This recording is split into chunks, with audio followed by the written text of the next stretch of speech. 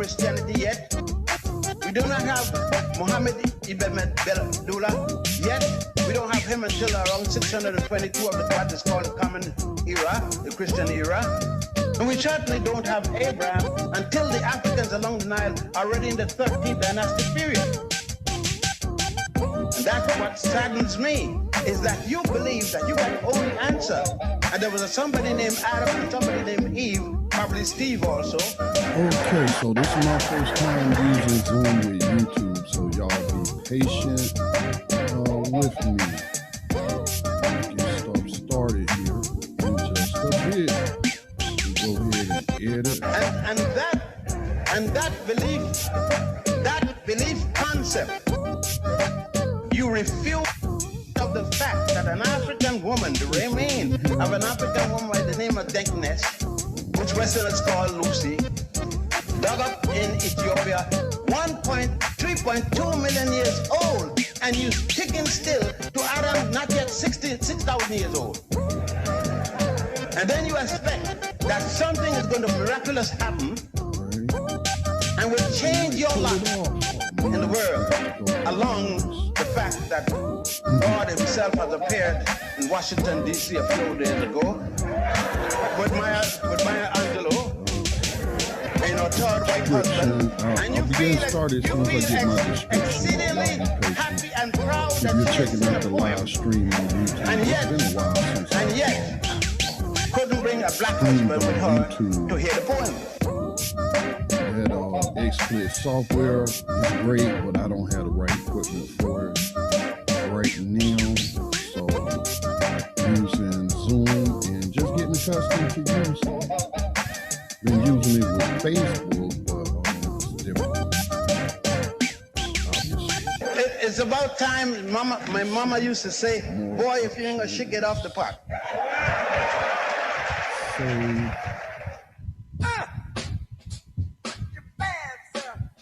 Make Black Talk Radio your choice for digital black radio. New black media for the new millennium. Get our best trained, best educated, best equipped, best prepared cleanup hitter.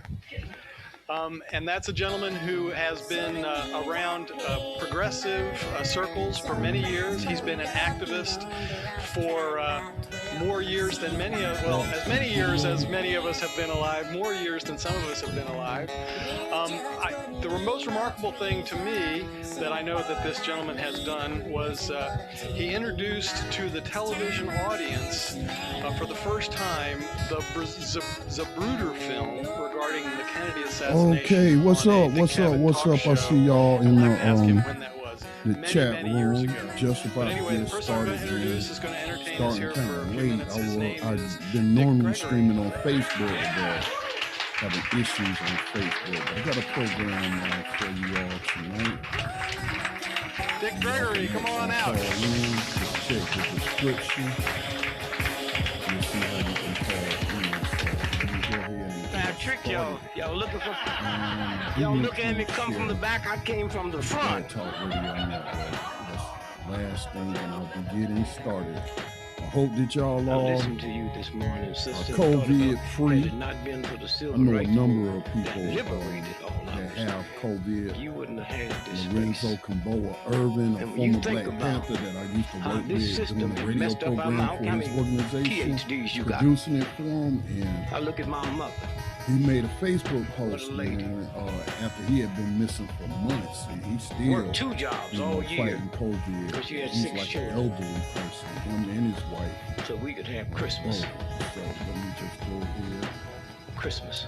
And embed this video. Ignorant you got to be to work your butt off. And then not share for your this children to go to college, because that wasn't even in our mentality for Santa Claus. And when that black woman worked her butt off, at least with YouTube, I can always tell me a edit white man bought this the thing. video Y'all don't even know who or we are. replace it Think with about an that. edited copy. You man, a Jew being dumb enough to say Hitler and the Nazis brought you these toys. And then go ahead and share it. And that's the big problem. We know all of it. That's why I didn't have to do too much to move over into this. I I lived around nothing but black folk. I didn't see. Yeah. I'm 81 years old. We didn't have TV then. What even invented? Radio.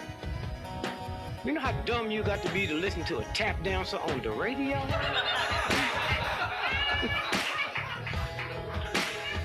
So if I'm not around white folks, and the only white folks I see in the movie, I didn't know it was no dumb white folks till I went to white college. I didn't know it was no ugly white folks till I went to white college.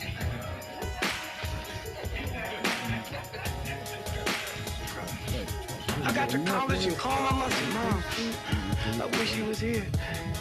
I saw an ugly white dude today. She said, son, have you started that drinking?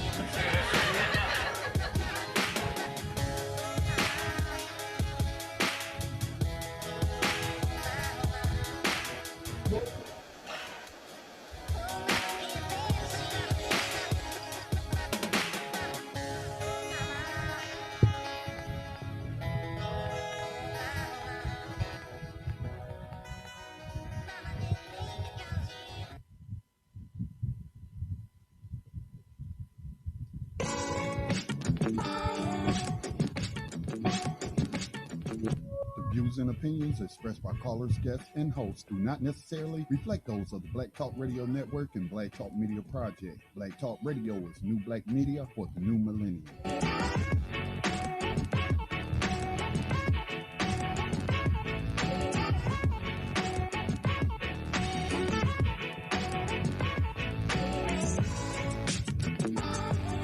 Hey, what's going on, everyone? Welcome to Black Talk Radio News Tonight. My name is Scotty Reid. I'm broadcasting from behind the enemy lines of USA Inc. I know it's been a while since I done live. Well, not actually. I actually did a live the other day, but I'm just kind of all over the place. Normally on Facebook doing live for those that follow Black Talk Radio Network on Facebook. But for some reason I couldn't connect on Facebook tonight. So we're on YouTube.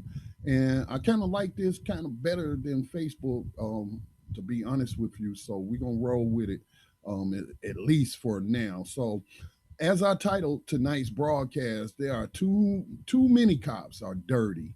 And Trump is a threat to public safety. Now, all of my friends, my progressive friends out there, y'all know I know Joe Biden's record and all the legislation that he and other members of Congress passed in the 1990s that increased incarceration in the United States. But I will say again that Donald Trump is a unique threat right now. Okay. We still dealing with stuff from that crime bill, that Biden crime bill, his signature bill from the 90s. But we have people out here killing people in the streets, just rolling militias. We got white militias rolling in U.S. cities, and Trump has, excuse me, Trump has emboldened these people. And I honestly think that if we get to 4 more years of Trump, that we honestly could have world war. Well, not world war. Who knows? It could blow up into that, but at least Civil War #2.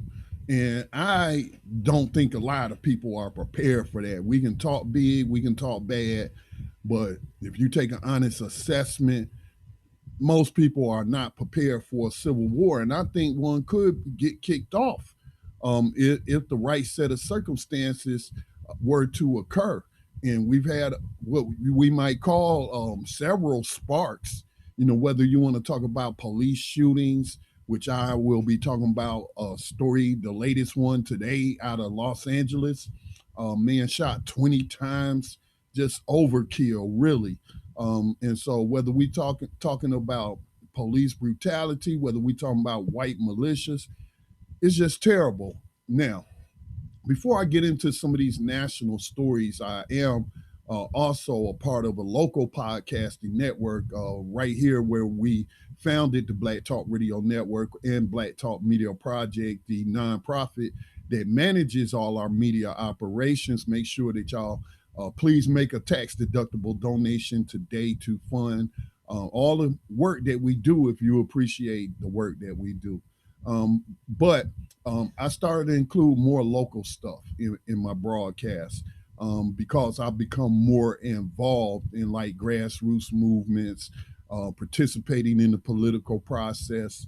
Just really, with my daughter being so affected by the murder of George Floyd and wanting to get out here in the streets, I was kind of drafted out there with them. And we live in a quiet rural town, and we don't face, like, say, for example, Ferguson was a quiet rural town, and we not facing that level of policing here, that blatant, just in your face policing for profit and just, physical violence.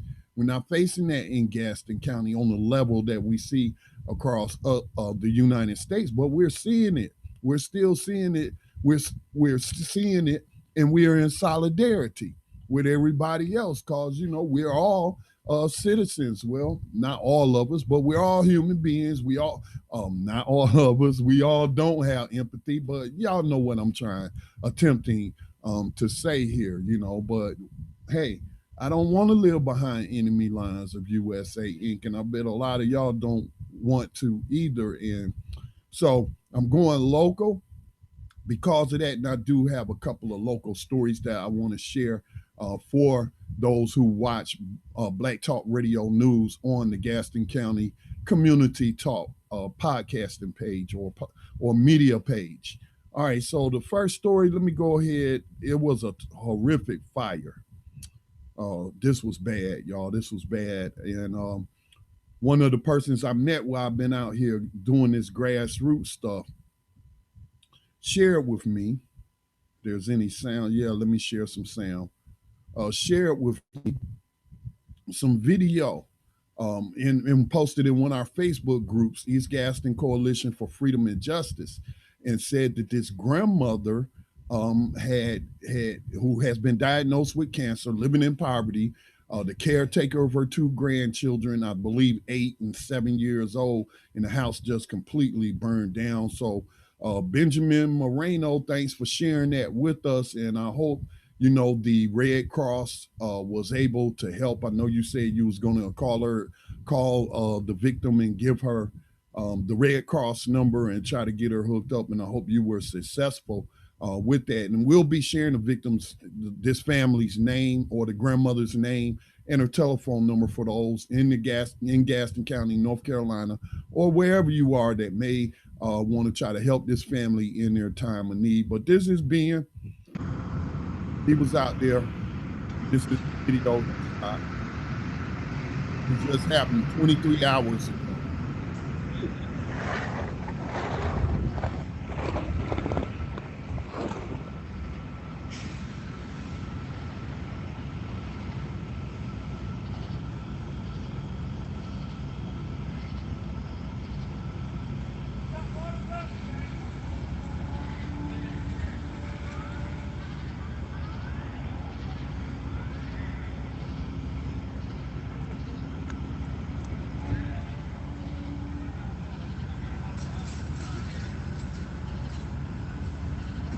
I mean, as you can see, it's really bad. It's really bad. And he shared some other videos and photos in our group, East Gaston Coalition for Freedom and Justice.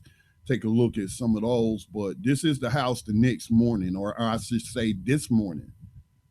Look at, I mean, just totally destroyed. And it's a miracle that nobody lost their life. Nobody's seen anybody over here, nothing. None of the neighbors. But nobody knows nothing. Nobody's seen anybody over here. I mean, that house is just a total loss.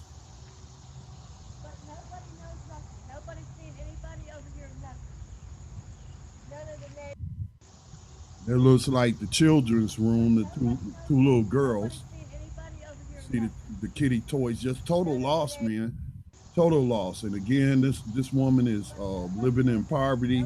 Let me give out the information if anybody wants to help, whether you in Gaston County, North Carolina, surrounding counties, or anywhere in the world. If you had the resources to help and you want to help this family, her name, the grandmother's name is Cassie Dowdy. Cassie Dowdy.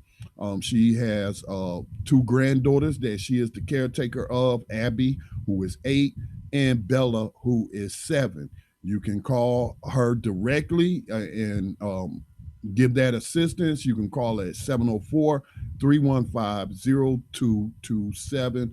Again, that's 704-315-0227, and that's Cassie Dowdy. And keep this family in your prayers. I mean, they're blessed, really, looking at these photos, to be alive. And the house is just a total loss. And as Benjamin was saying, she's been diagnosed with cancer. She's been diagnosed with cancer and just living at the federal poverty line. So not a lot of resources, and anyone that can help, we really would appreciate if you could reach out to that family. Now, I also wanted to share some other news. Let me close a couple of items here. In North Carolina, I want to talk about we've been registering people to vote, and I want to share. And what I've been seeing, I come across several people who are felons. They've been convicted of a felony, and they have completed their probation. Obviously, served their sentence if they're out on the street. Completed their probation or parole. They're just completely done with all of their, I guess, paying their debt to society, and they're eligible to vote automatically once they've done that. They don't need to submit any paperwork. And coming across, as I've been registering people to vote along with, some of my friends and comrades in Gaston County, we've come across some felons who were like really uninformed and didn't want to believe the information that I was giving them, which I can understand them being skeptical. And I hope, that they went and looked up the information for themselves. I believe one of them actually pulled it up on his phone. And we did get them registered to vote, but I just thought that it'll be best if we show people, that it is legal for you to vote in North Carolina once you completed all of your debt to society, as they say. So this is NorthCarolinaDOT.gov voter registration. Oh, that's the voter registration application. What I need is the voter registration for felons, and I had that. Let me pull that up, find that right quick. While I'm like really unorganized right now, I thought I had that up. Let me see if I can pull that link up. That was like one of my first stories. All right, voter registration application. That's the same thing. Okay, let me just do what I did earlier.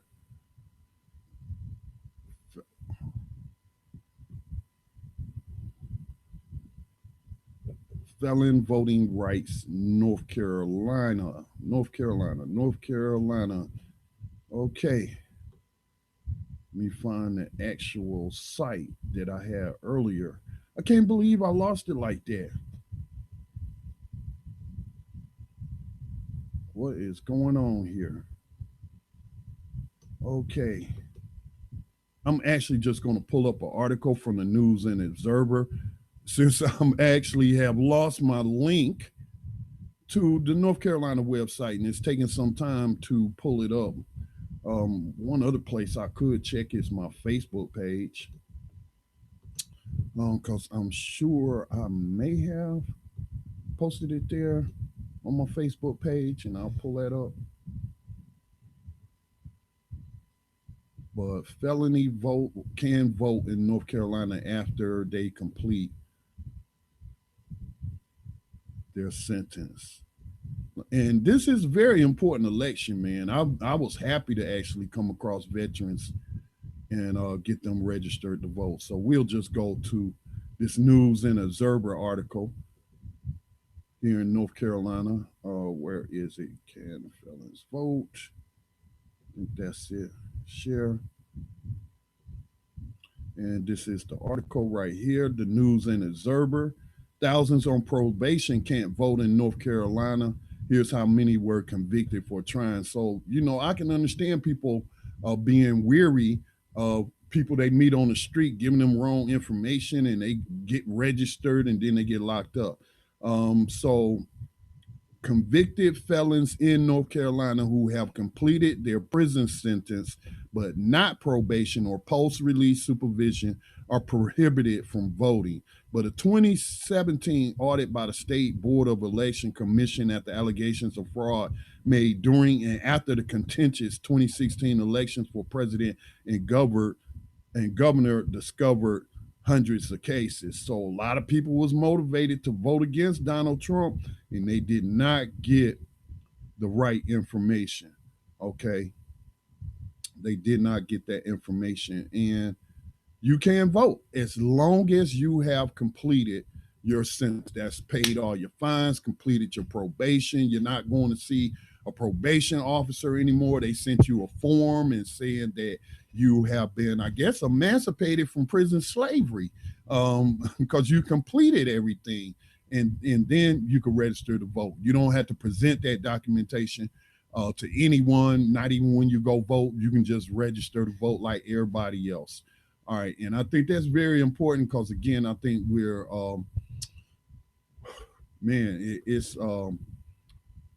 we're in perilous times with Donald Trump, man. I'm telling you, and I'm not saying that to be extra. I'm not saying that to exaggerate.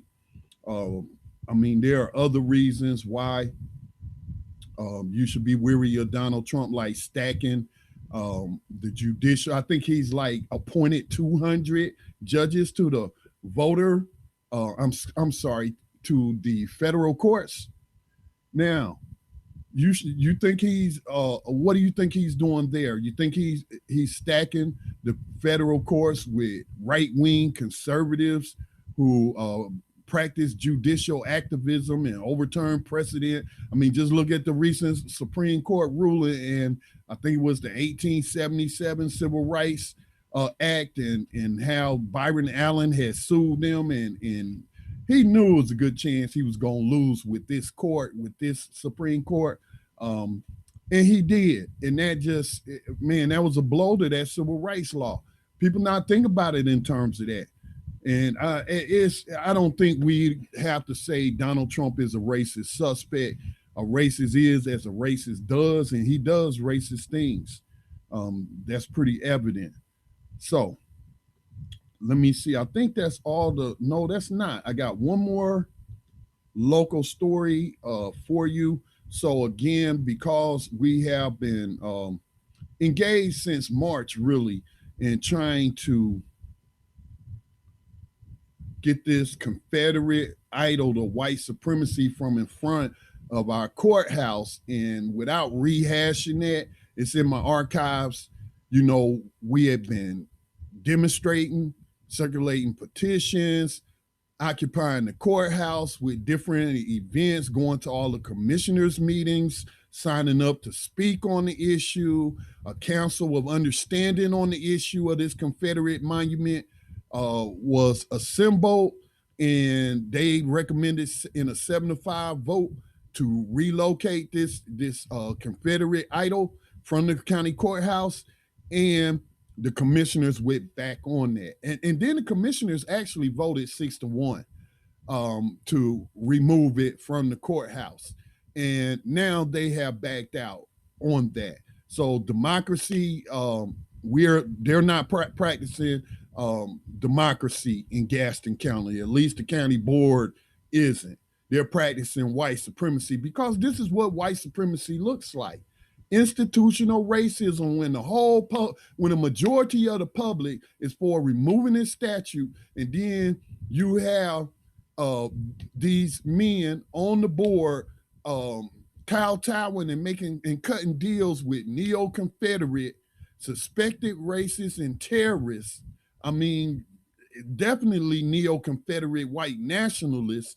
And then you go back on what was already agreed upon and just gonna leave it there, man. So people are continuing to occupy the courthouse at all times of night. So here's some video that actually, you know, my daughter, who I co-founded the East Gaston Coalition for Freedom and Justice, and we've been organizing. We actually organized a couple of historic marches in some of these southern towns here in North Carolina. Never before have they had like a civil rights march or any kind of march of the sort. I know the Klan marched in the 50s down, I think it's Franklin Boulevard in Gastonia, you know, our capital city of Gaston County.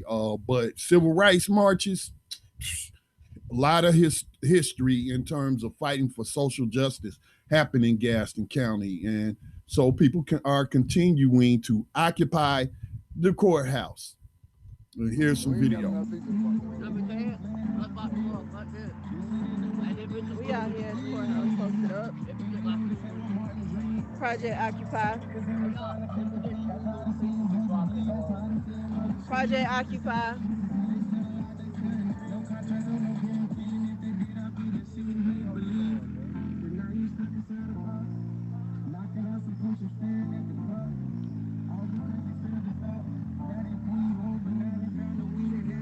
Where you at? These are our streets.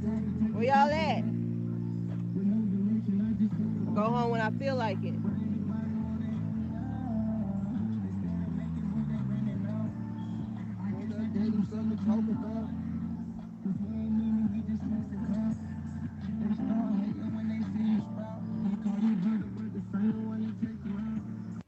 And so, you know, we've been hanging out at that courthouse just all times of the night. Just go whenever. Just go whenever. Make them defend that statute. Keep putting the pressure on them. You know, I will no longer, when someone says to me, you know, I want to do this, that, or the other, to that anti-Christ monument to white supremacy, I'm no longer going to tell them, oh man, don't do that. Just be patient, let the process play out. We win in public opinion. You know, we got the public on our side.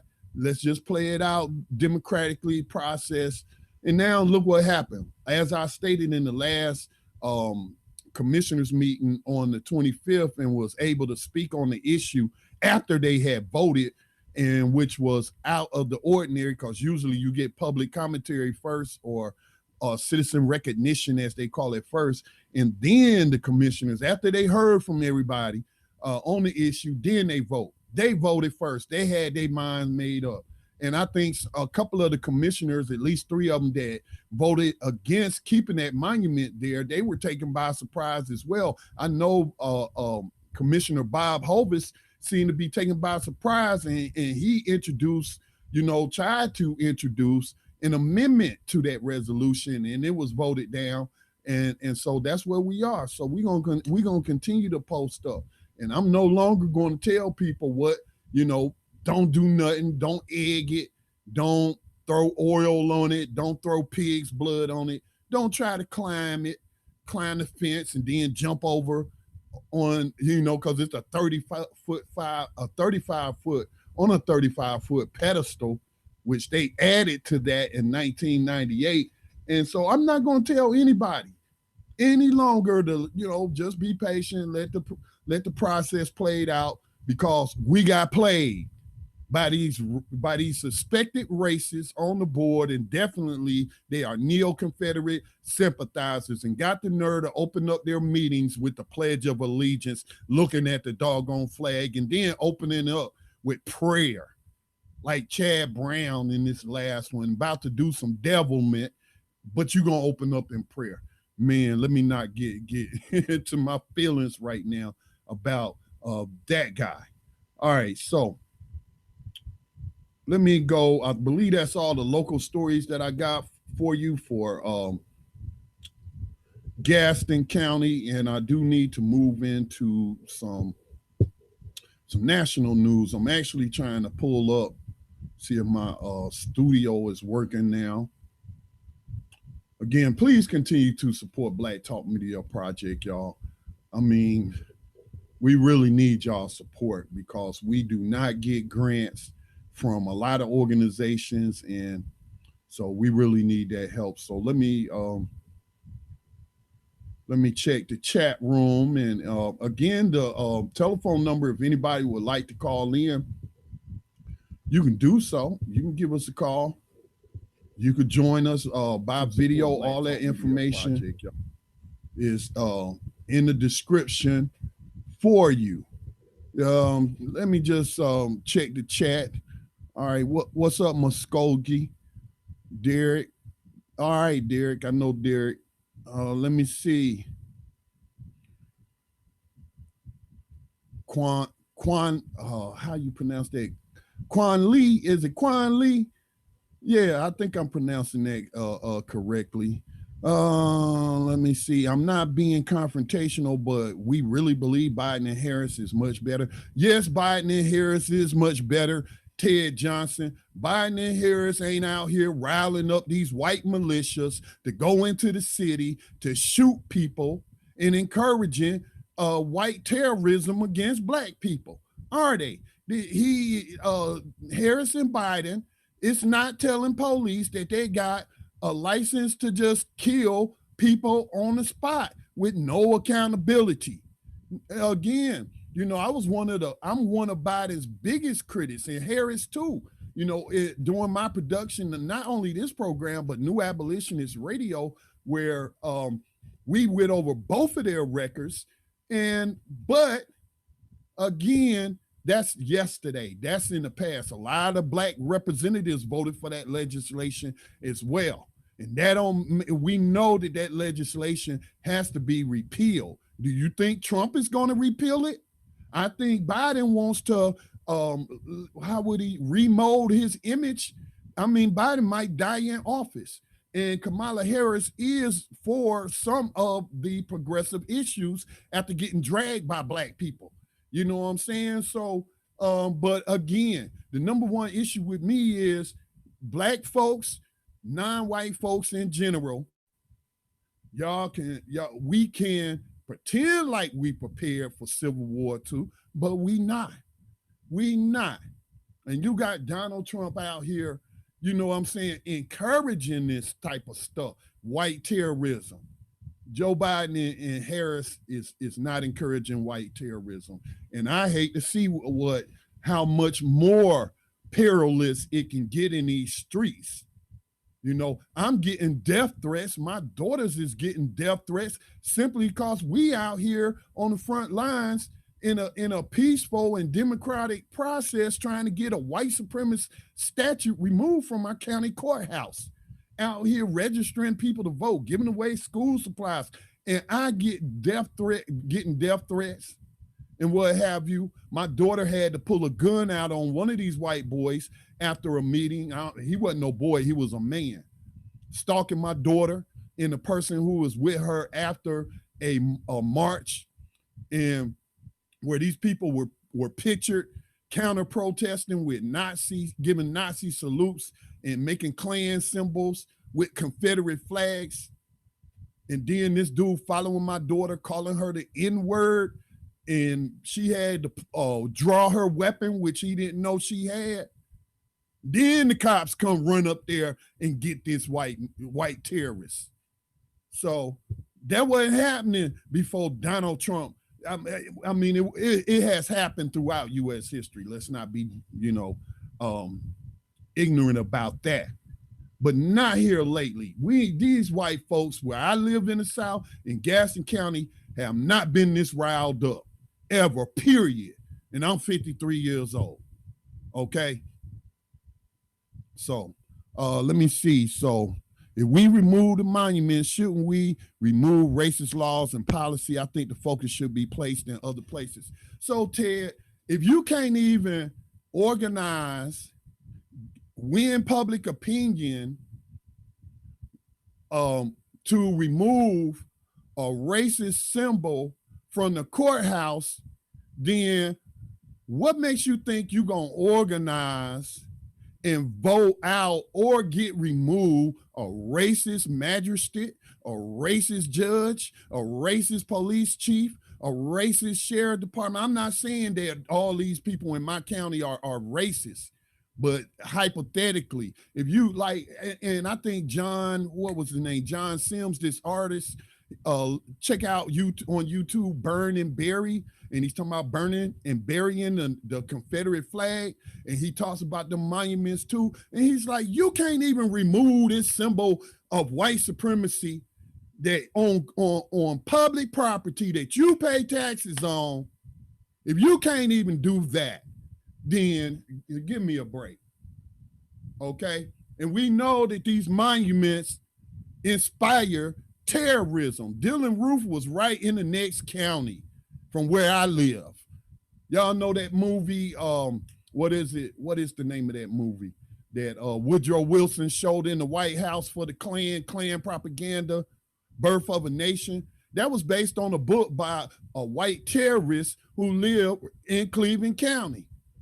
I think it was called, the name of the book was The Klansman. That's where I live. That's where I live. And everybody know symbols are powerful. That's why everybody all in their feelings, and I'm not saying this in a sarcastic way, about this actor dying, Chad Boseman, I believe is his name, from South Carolina, where he grew up and he played the Black Panther. Symbols and images, and Malcolm told me media is the most powerful entity on the face of the planet. That statue, these monuments are a form of media conveying a message. So, you know, we can walk and chew bubblegum at the same time, Ted. I've been registering people to vote, going to demonstrations and meetings on this monument. Hey, man, who said we got to pick one? You know, I multitask with, a lot of people know how to multitask. So I don't care to hear for excuses of why we should leave these racist monuments that we paying to maintain and protect. Have some Black self-respect is the way I look at it, Ted. I don't know what else to tell you. Let me check something right quick. I believe we do need to go to the national news. I just want to check, make sure I don't have any callers on the board, but let me see, what's this next story? I believe we're going national right now. So I don't know if y'all saw this or not. Damn it, I shouldn't have closed that video, but I got it linked up. Breonna Taylor's ex-boyfriend was arrested for allegedly dealing drugs, right? Allegedly dealing drugs. That's what they said. The police lied, the detectives lied to the magistrate to get a warrant to serve on Breonna Taylor's apartment, and said that the postmaster at, you know, whoever's in charge at the local post office there had told them that regular packages and stuff was being delivered to Breonna Taylor for her ex-boyfriend, and like it was, you know, drug or money and stuff like that. And the postmaster came out and said, we didn't say no such thing. Yeah, I haven't heard of none of these police officers. One of them got fired, but none of them are facing charges. Isn't that a crime? To lie to a judge, to commit perjury, to swear an oath that the information you given to the judge that's going to issue this warrant, you know, that everything you telling them is true, and then you lie. See, this is what we dealing with. Now that's more complicated than removing a statute. So if we can't remove a statute, then we can't remove these individuals that make the system of institutional racism. You know, you got to have individuals practicing racism that work in the system for the system to be racist. The system is not a living being. It can't be racist on its own. It needs individuals to be racist and make it that way. But anyway, Jamarcus Glover, this is being reported by WDRB.com. Jamarcus Glover, the focus of a series of Louisville police raids, including one in which officers shot and killed Breonna Taylor, shot her, 7 to 8 times, was offered a plea deal last month if he would say that Taylor was a member of his organized crime syndicate. That was in the record. that was in quotations. That's what quotations mean in an article. That's exactly the phrase used in the record.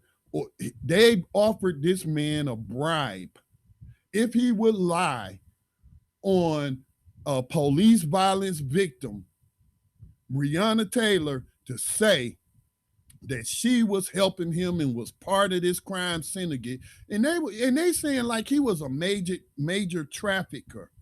This is the deal that they offered him to drag Breonna Taylor's name in memory through the mud. More lies. So it apparently law enforcement officials ain't got a problem with lying in Louisville. They lied to the judge to obtain the warrant to go do a no-knock raid on Breonna Taylor's home. And now, they were trying to get this man to lie. They tried to bribe him, Jamarcus Glover, to lie.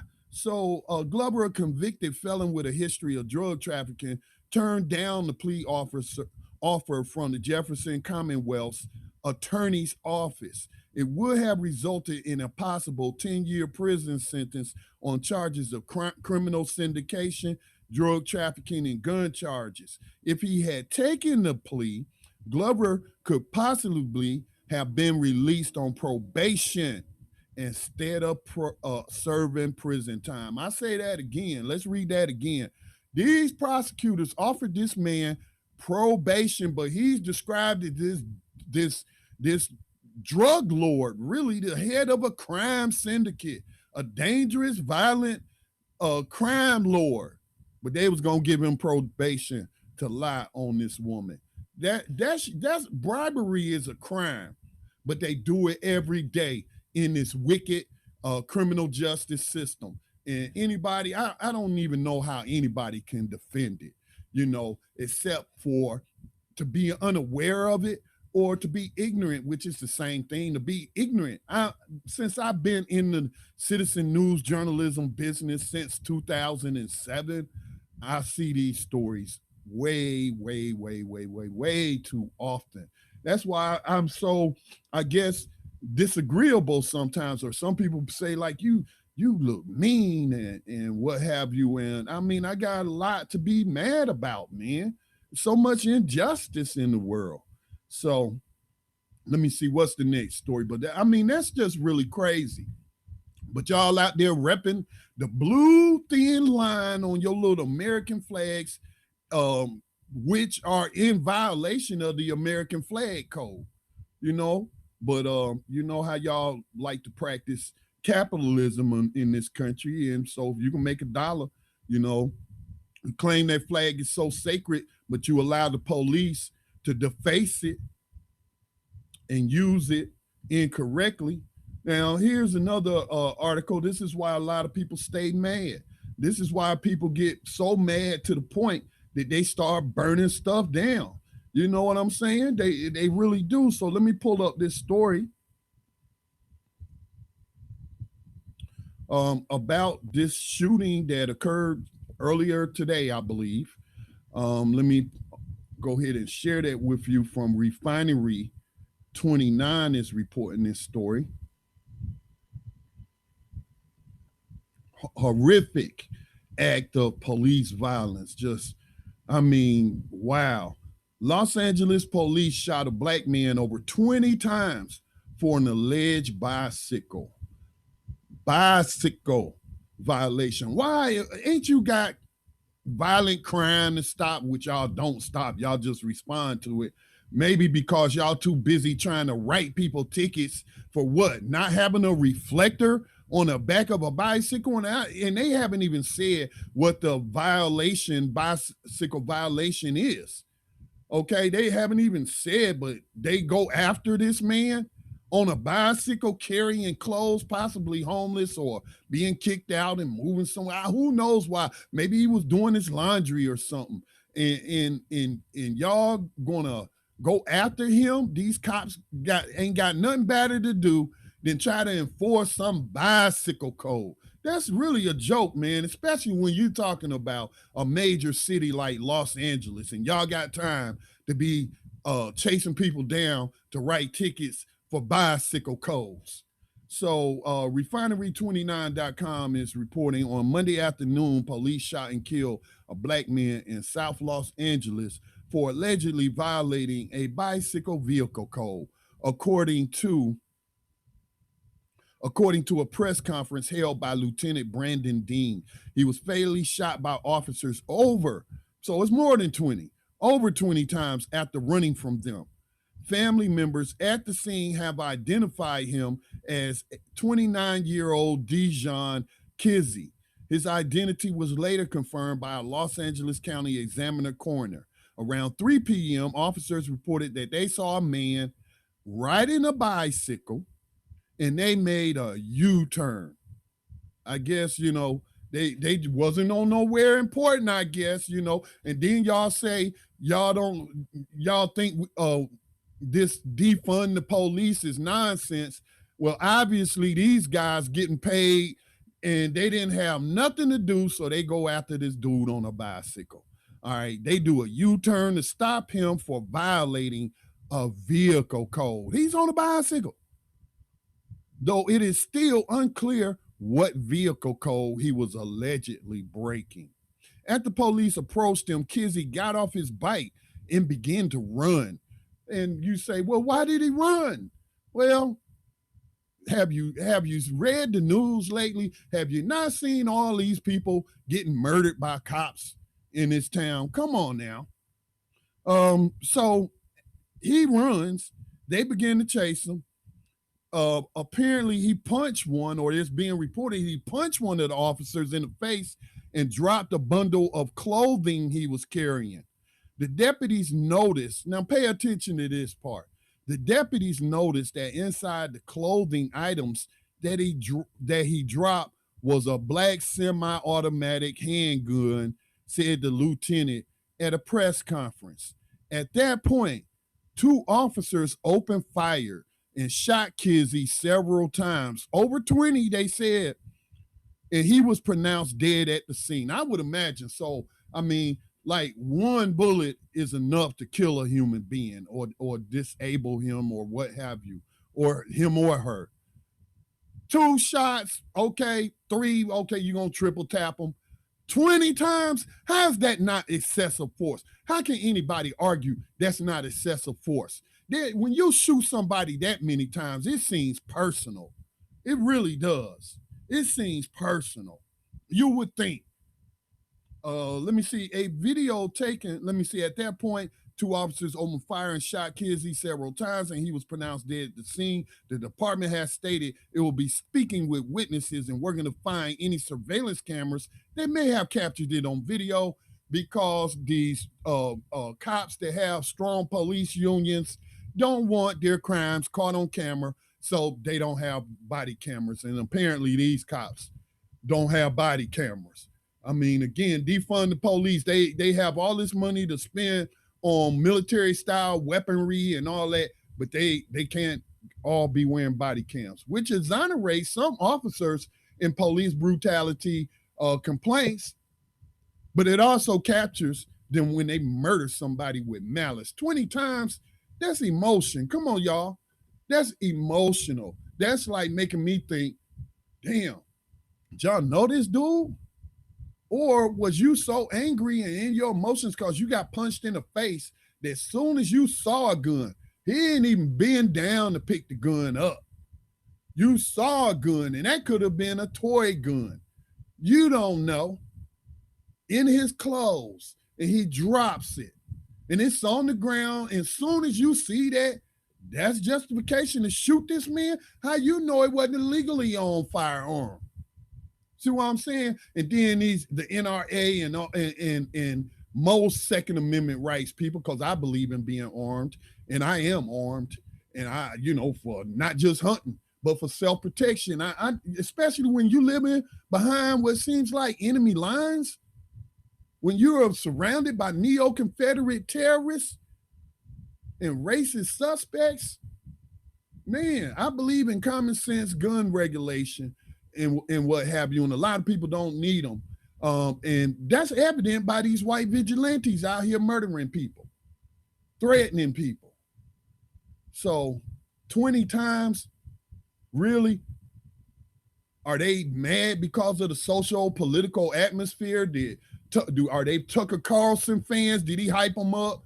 Did Donald Trump hype them up? You know, he always giving them a license to mistreat and brutalize people. He did that during the campaign trail.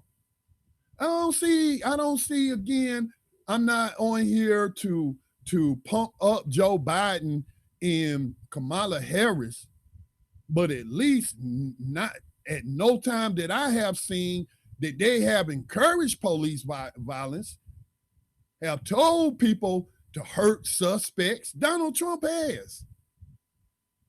I don't see them giving a license to these white militias to come from out of town and like they gonna protect some property. That ain't their job. And what went down in Kenosha, that sheriff needs to be under investigation. Those men were in a protest. It's called a counter protest or a demonstration or whatever you want to call it. And you were armed to the terror of the public. Okay? You were armed to the terror of the public. And you're not supposed to do that. I had to check on Wisconsin law.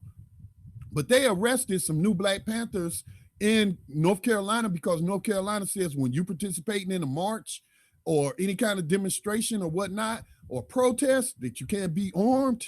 So that's why when we say occupy, we're not protesting, we're not demonstrating because we gonna start being armed. Not that we haven't been, but y'all just ain't seen it. But we gonna start doing some open carry since y'all want to allow these terrorists to threaten people here in Gaston County. Okay? So I think this was personal. I think this was personal on these people's part. Let's see. Next story. LAPD. And what's the young man name? Had they identified him yet? Oh, I said Kizzy, right? Dijon Kizzy, 29-year-old, shot 20 times.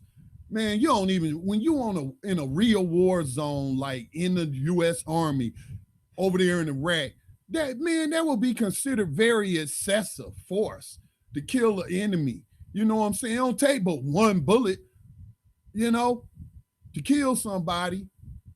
20 times, 2 people.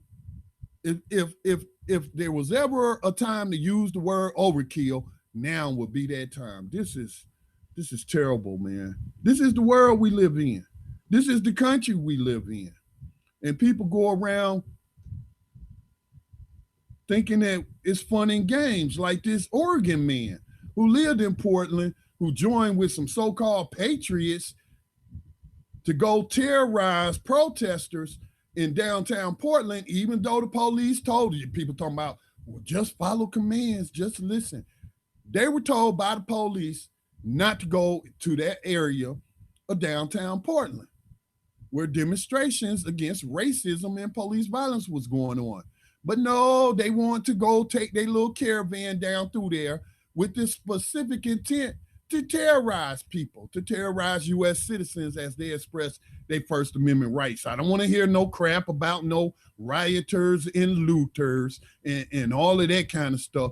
Everybody out there ain't doing that.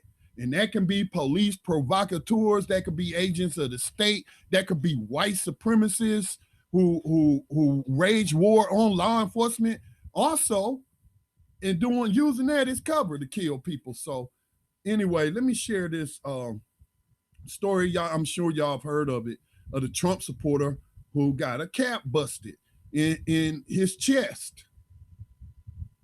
Let's see. Okay, man killed in Portland shooting, identified by police as Aaron J. Danielson. And this is coming to you from CNN. They've identified the man who was fatally shot Saturday night in downtown Portland, Oregon. If he'd just stayed home and let the police do the job that they paid to do instead of going out there to terrorize people, maybe he'd still be alive. All right. But he was killed amid clashes between pro-Trump groups and left-wing protesters as Aaron J. Danielson of Portland. Now, the pro-Trump groups went looking for this trouble. Police told them not to go up in there. So they apparently went around a barricade and found their way into the, let's say, the mini war zone or the designated DMZ or whatever, and they went anyway. And they were shooting people with paintball guns, and that's in this article. That is in this article. Let me find it. Let me see the far right group, Patriot Prayer. What a name. You know, Patriot Prayer. Yeah, what kind of praying y'all doing? What is y'all praying for? And who are you praying to? Trump, because he sure acts like he's the God of you. The far-right group Patriot Prayer, which has previously clashed with left-wing demonstrators, mourned Danielson's death. He had a huge heart, group organizer Joy Gibson said on his Facebook page. God bless the life he lived. Oh, Lord. Authorities have not yet identified a suspect, but they do have a person of interest. So let me say that. So the fatal shooting came after the Trump 2020 cruise rally in Portland, in which supporters of President Donald Trump gathered in cars and drove in a caravan into Portland. Video footage from CNN affiliate KOIN showed pickups with American flags, thin blue line American flags, desecrated American flags, and Trump 2020 flags. Portland police tried to keep, I don't know. What do you mean by you tried? I don't know. Portland police tried to keep the caravan out of downtown, but vehicles were able to come into the downtown core. Police Chief Chuck Lavelle said police said there were instances of violence between demonstrators and counter demonstrators when the caravan came through downtown. And I do have some evidence that this group went to start something. I do have video evidence of that. Let me see.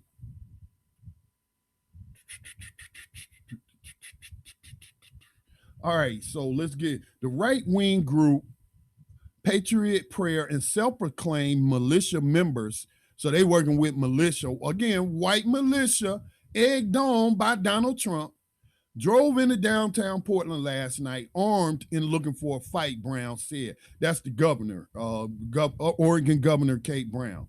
Every Oregonian has the right to freely express their views without fear of deadly violence. I will not allow Patriot Prayer and armed white supremacists to bring more bloodshed to our streets. Justin Dunlap, who witnessed the Portland shooting and captured some of it on his Facebook live stream, said he didn't hear much lead up to it. I heard like 3 seconds of yelling and saw a guy spray bear mace. So again, these in other articles, these thugs and terrorists was going around shooting people with paintball guns and spraying them with bear mace while they drove, you know. And then some of them got out their trucks and was spraying people. And allegedly, that's what got this dude killed. He sprayed somebody with mace and they shot him. All right, so CNN has not confirmed if the victim is the person who sprayed the mace. All right, so all lives matter written on a back driver's side window. So again, we know who this crowd is. As a green pickup passes, this is in a video. All right, a man riding in the bed of a passing black pickup displaying a blue Oregon for Trump flag and an American flag can be seen pointing and firing a paintball gun at protesters standing on the corner. Riders in the black truck can be seen releasing some form of spray. And as a green pickup passes, someone riding in his bed can be seen spraying something towards protesters. Passengers in that green truck duck as the other protesters toss something at them.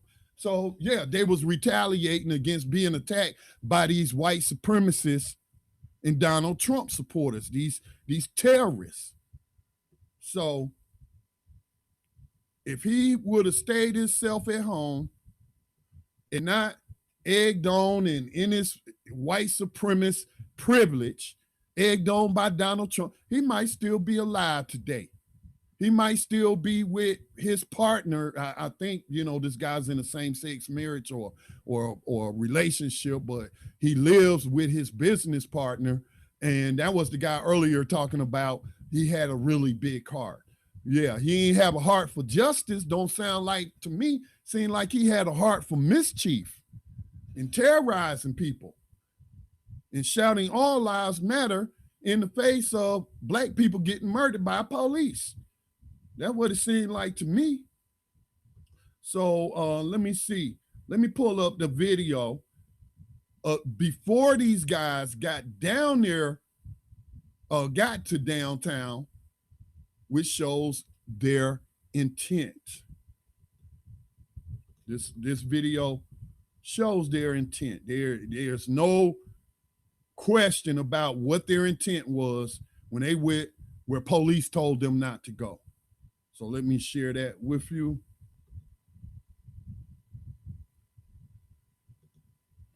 So here we got Anthony Moretti in Portland, Oregon. This was August the 30th, 3:51 p.m. MAGA is heading into Portland. Hashtag American flag, fist bump. We are coming for you, Antifa. See that? They plan to go to terrorize protesters against racism and police violence. Instead of uniting against state-sponsored violence, they want to help the state put the boot on citizens' necks. Patriots? I don't think so. Crispus Attucks was a patriot. This man was not.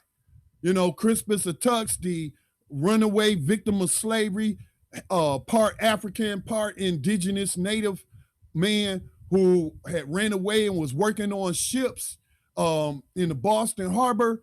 And he was there when that teen colonist was abused by British soldiers in the act of policing violence, using violence to police the colonists. And Crispus Attucks led them and a band of other colonists to confront them over that violence. And they were killed by those soldiers. And this was said to be the spark of the American Revolution, be a grassroots spark revolution because of police brutality and a tyrant king. And that's how, until the slavers like George Washington, Thomas Jefferson, them took it over. The wealthy took it over, the American Revolution. But that's what a patriot is, somebody who fight for freedom. Not, and you cannot be fighting for law and order and at the same time be fighting for freedom. The two ideals are opposed to each other. As long as somebody's freedom doesn't impose upon another person's freedom, then there shouldn't be a problem. And then throughout the history of this nation, politicians have put laws on the books. No standing on the corner, no vagrancy, no homelessness. You can't be unemployed. Just law after law after law after law after law to take money from people to support the state. Taxation, that's another form of taxation, or to put them into prison slavery, which is very profitable and has been since 1865. So there's your proof. After good and faithful serving, yeah, you won the game. And I was in the gutter, was a runaway. And I was born again, I got another name. And he said it was finished, but I run the race.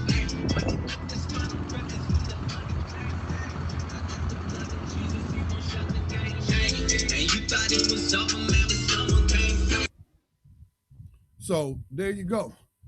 These terrorists went to terrorize because that's what terrorists do. Okay, that's what they do. And they want to try to label, y'all know, man, all the papers around here in Gaston County, and we did it as a deliberate strategy. As I said it earlier, I've been talking people out of vandalizing that Confederate monument. No more.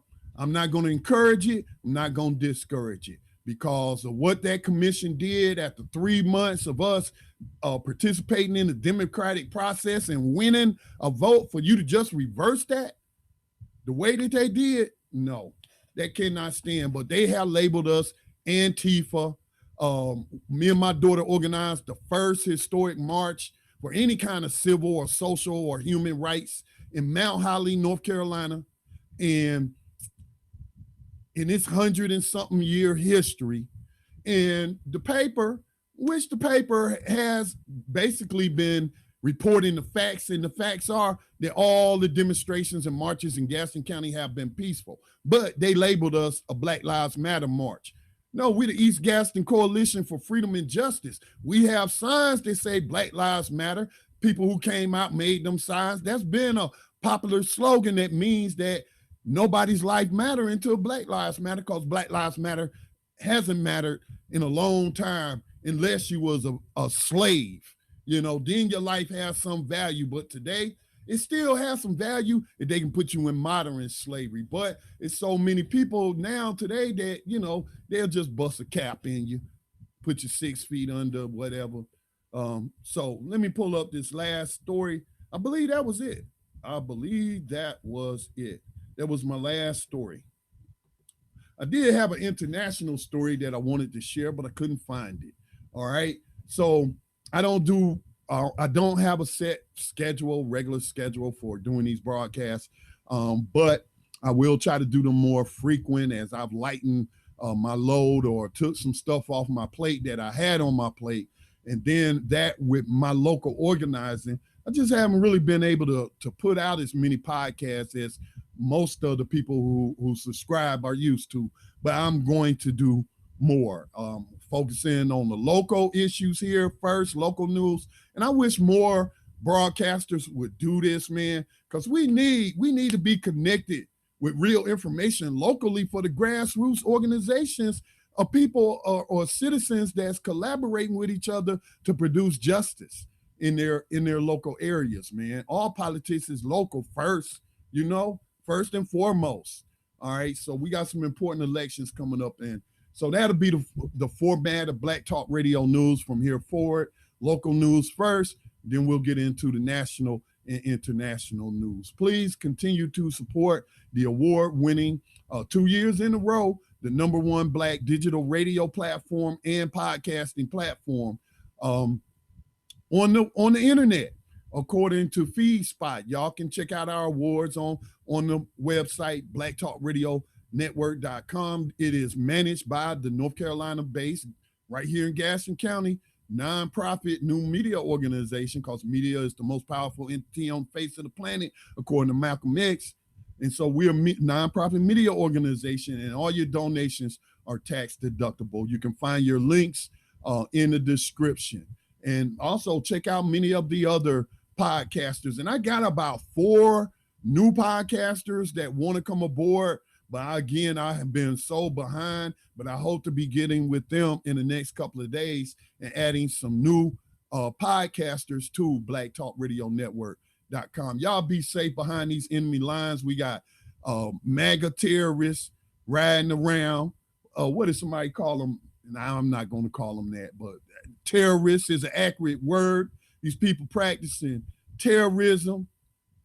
And Donald Trump got to go. There's no question about that. He's got to go. I will hold my nose and vote for the Biden-Harris ticket. I'm sorry, Green Party. Y'all don't have a candidate that's really intriguing me. And I'm not for this time giving Donald Trump had his chance, and he proved to me that he was a racist. I didn't vote for him, but I voted Green Party. I wasn't voting for Hillary Clinton because of what she did to Gaddafi and lied and laughed about his murder. That's pure evil. And I didn't see that level of evil in Trump. And I thought the Democratic Party needed to be sent a message that some would say they still didn't get. But Donald Trump has proven himself a threat to the entire world, man, but particularly to non-white people, specifically black people in the United States. Okay? Y'all move behind these lines like you in the war zone. Stay alert. Like I told my daughter out demonstrating tonight, stay alert. Always be aware of your surroundings. Okay? Always be looking over your shoulder. You know, I ain't telling you to be in fear. You don't have to be panicked about it. Be relaxed about it, but just observe all your surroundings, okay? Because we got terrorists out there and they don't have a conscience. With that said, that's pretty much it, folks. Follow us on Facebook, subscribe on YouTube if you're able, and also get a subscription to btrcommunity.com, which is our private social media platform, $24 a year. And you also get a subscription, email subscription to Black Talk Radio Network. We'll see y'all on the other side. Peace.